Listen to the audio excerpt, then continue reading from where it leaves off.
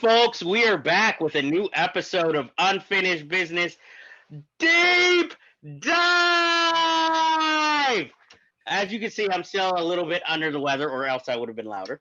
But I am your host, Jeff Galashaw. Even though it says Jeffrey, I'm Jeff, your host. And with me, as always, is your co-host, Mr. Andre Joseph of AJ Epics Productions. Support your local adult bookstore today. And I will say to the British black ladies playing the cello, I say hello.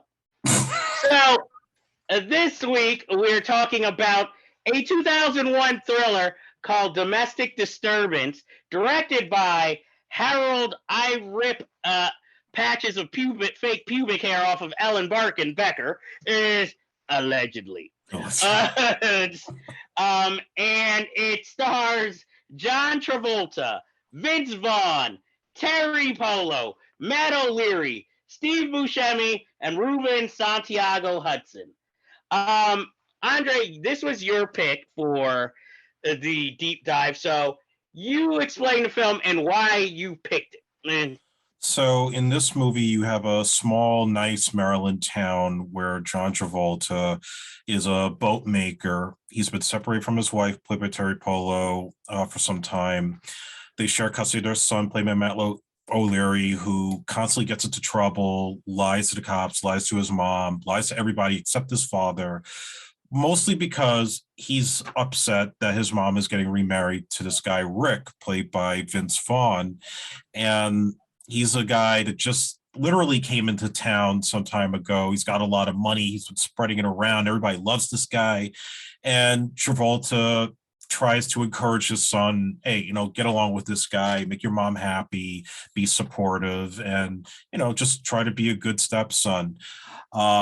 So they get married, but the day of the wedding, Steve Buscemi shows up. He plays this mysterious guy that apparently is the only person tied to Vince Vaughn's past. And Travolta is kind of like weirded out, like, who is this guy? He seems very unusual, clearly not part of this town.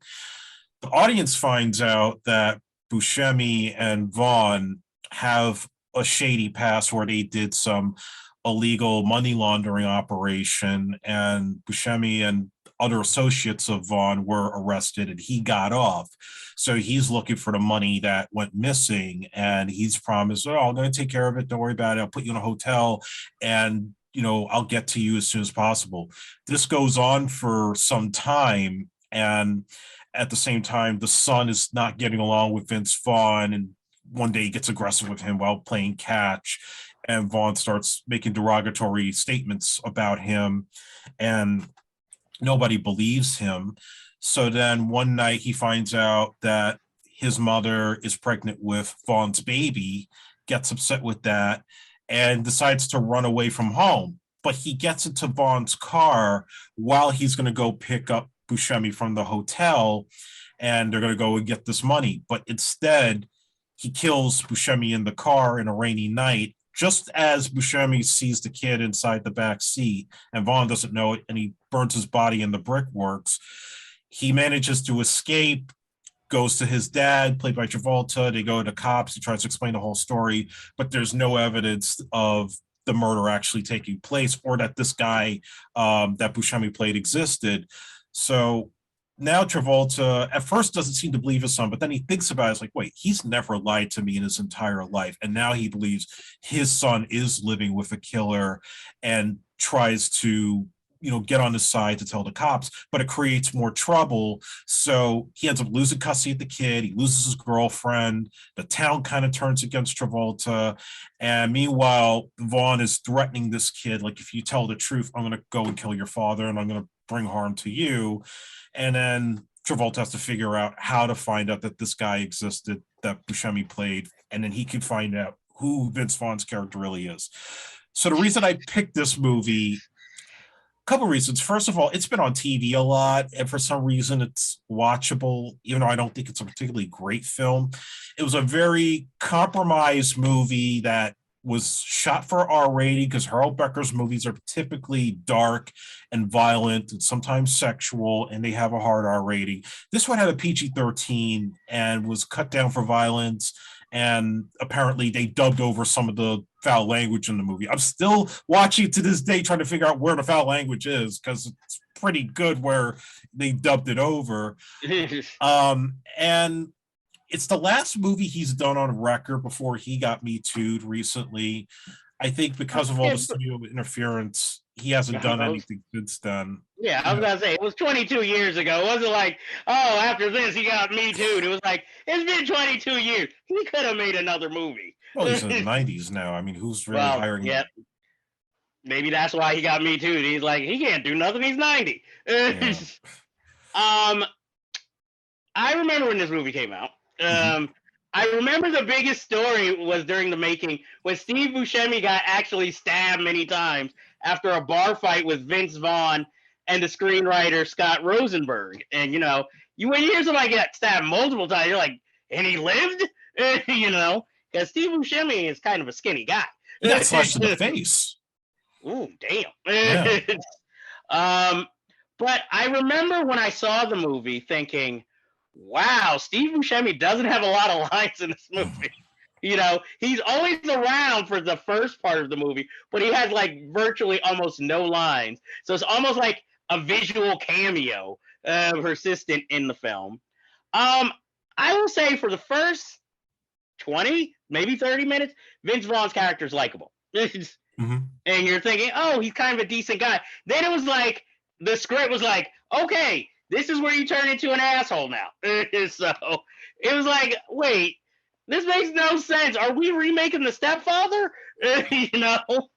And the thing is, I like John Travolta. I like Vince Vaughn. You know? This was Terry Polo's like really big next role after Meet the Parents. You know? And she's okay, but again, as always, the mother female role, which is underwritten, and you're like, oh yeah, blah blah blah blah. I'm on the side. Half the time you want to scream at her for not believing her son. Yeah, well, it's one of those cases where, but I believe in my new man more because you've been in trouble so many times before. I want to see John Travolta's courting process of Terry Polo's character before. They do not look like a couple. But I like that John Travolta tries to be more of a family man in this movie. He's not like an out-and-out action film star like, hey, like Arnold Schwarzenegger would be like, do not touch my child. Yeah, and he's not playing like the cool villain or anything like that. He's just like a regular guy. Exactly. And, you know, under extraordinary circumstances. You know, like, okay, before he got Me Too'd, I will admit, I like Harold Becker as a director. I like most of his movies. You know, they're very good. You know, Malice, I love. You know, it's disheartening to find out his behavior on Sea of Love. You know, on the set of that movie. But you know, he is a good director, and it's a little disheartening. This movie, I just wondered why you picked it, because this is like one of those like basic, like this feels like something that would be put on Paramount Plus today. You know, like one of those releases. So I'm like, everybody does what they can here, but you can tell it's been cut down because under 90 minutes. You know, I'm like, damn, this movie moves along way too fast. I think I picked it because it seemed like it was a more interesting movie before it got cut down. If you look at the trailer, there's a lot of deleted scenes. Like the car chase after he punches out the guy outside the school and takes his son, I think it was supposed to be a little bit more elaborate than what we got, than just them driving and they just get pulled over. I think there was a different ending with him and Vince Vaughn fighting. I think there was like fight at sea instead of fighting in the garage, and how he gets taken out so easily. And, you know, the other problem with this movie is that it's not really suspenseful. Everything is No. pretty pedestrian, especially once Matt O'Leary, finds out that Vince Vaughn's a killer. And then half the time it's just like, oh, what are you doing? What are you doing with your wallet? And just like trying to like scare him in his room. He doesn't really do anything superbly threatening that makes you like really be scared of this guy. I feel like that's where maybe Harold Becker's direction feels short. I know what he was trying to do. He was trying to do a Boy Who Cried Wolf type of story and then take Travolta and turn him around from being like this likable guy everybody in town liked to now everybody's turning on him because he thinks his son's delusions are for real. But I think if Brian De Palma had done this, he could have made this a little bit more visually stunning. Yeah, I know. Like there was the later Brian De Palma stuff that wasn't as Brian good. De Palma would not have touched this script. He'd be like, no. Yeah. I'm like, I mean, a lot had to have been cut because it's 88 minutes and its original cut was 111 minutes. Yeah. So it's like, geez, all the good stuff was cut out.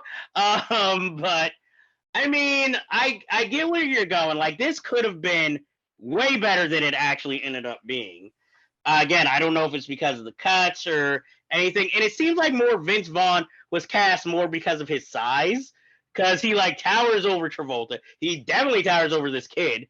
So he's more physically imposing than maybe more mercurial or mentally imposing.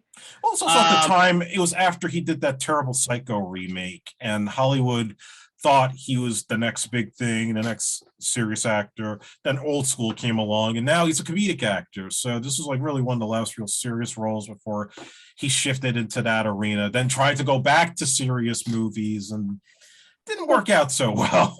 Well, the weird thing is you could probably remake it now with the same two leads.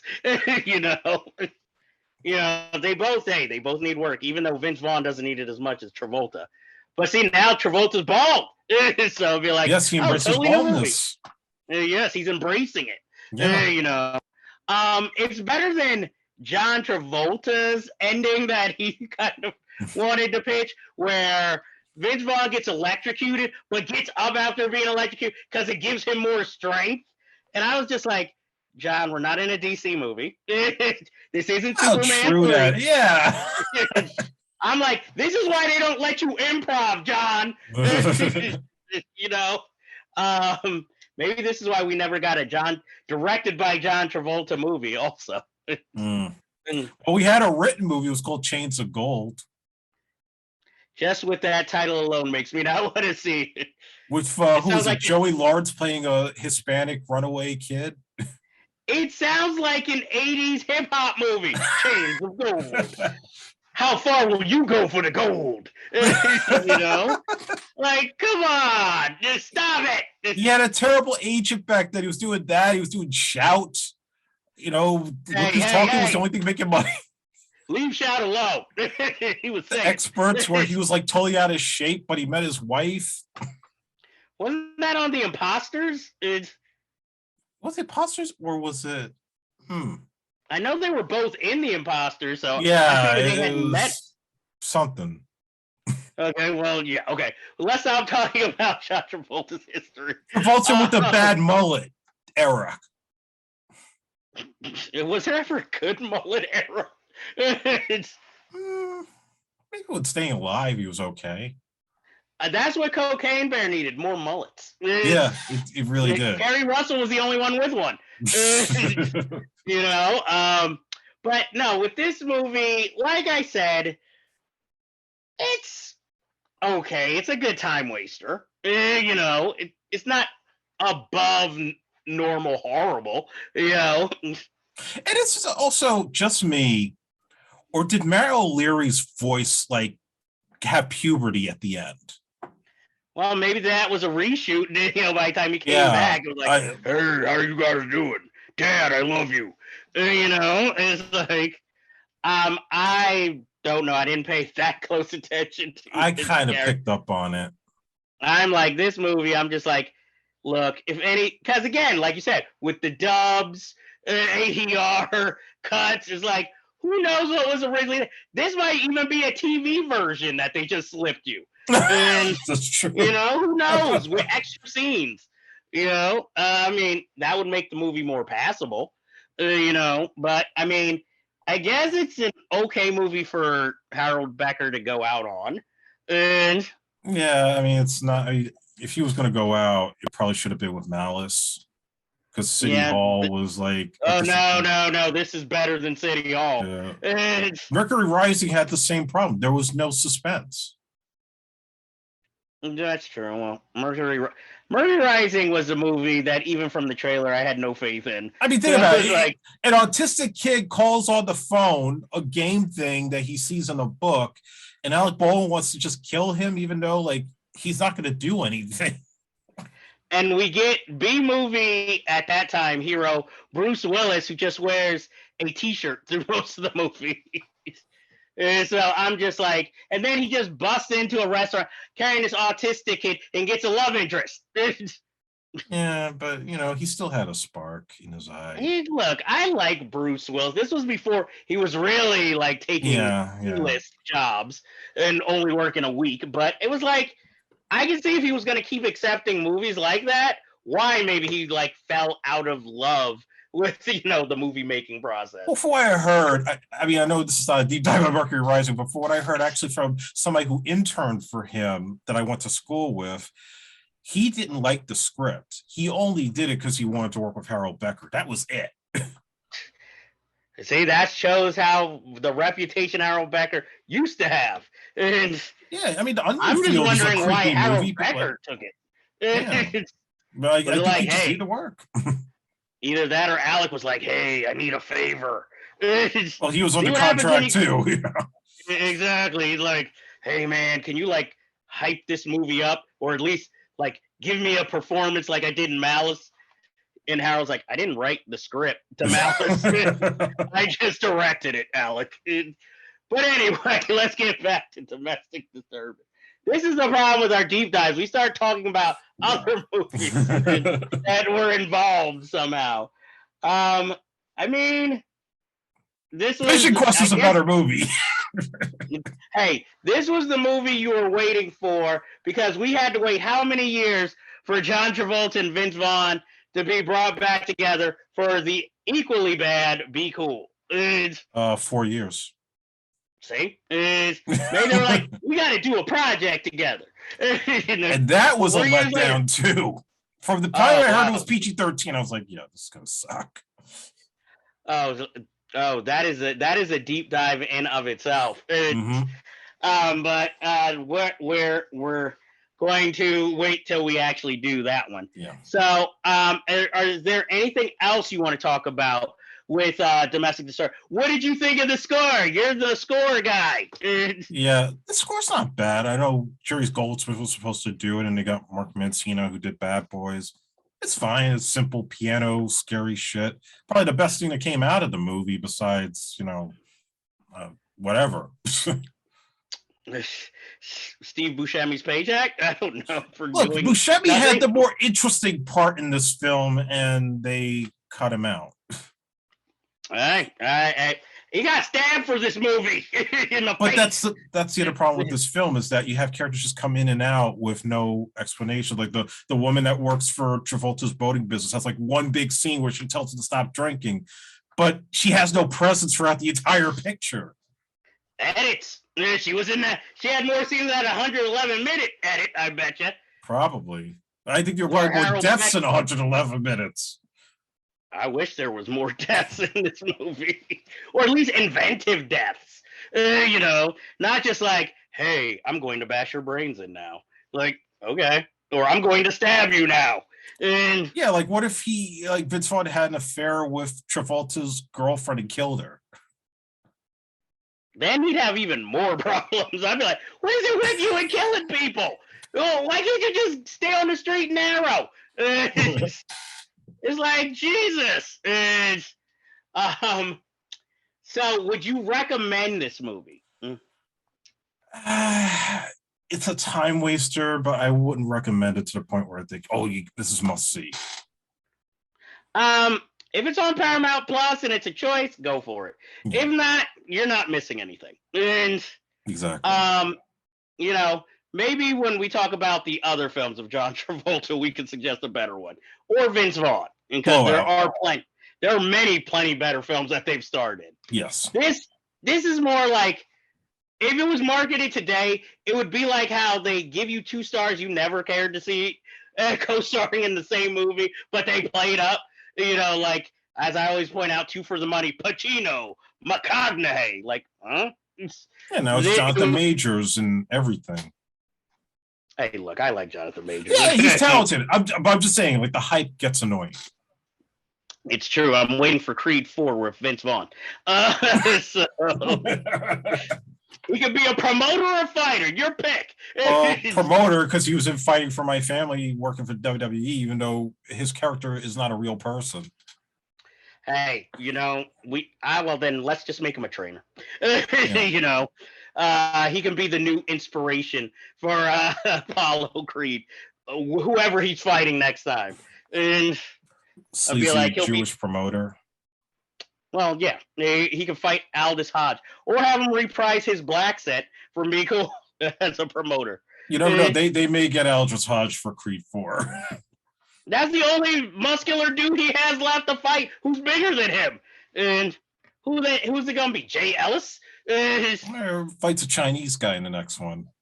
Nah, I say go with that short dude from Insecure, who was the hero in the Purge movie. Mm-hmm. Be like, well, he's kind of shorter than you, but I think this could work. Or then in Creed 5, we go MMA style. Yeah, then the ship will definitely have jumped the shark. Well, these movies, I think as long as Michael B. Jordan has a 6-pack, we'll keep getting these movies. So, and look, I'd rather these than Rainbow Six sequels, okay? So I'm going there. So I don't really have too much more to say about Domestic Disturbance. Neither do I. It's an okay movie, time waster. Could have been better. Exactly. Go with your own, whatever the saying is. It's on Tubi. Exactly.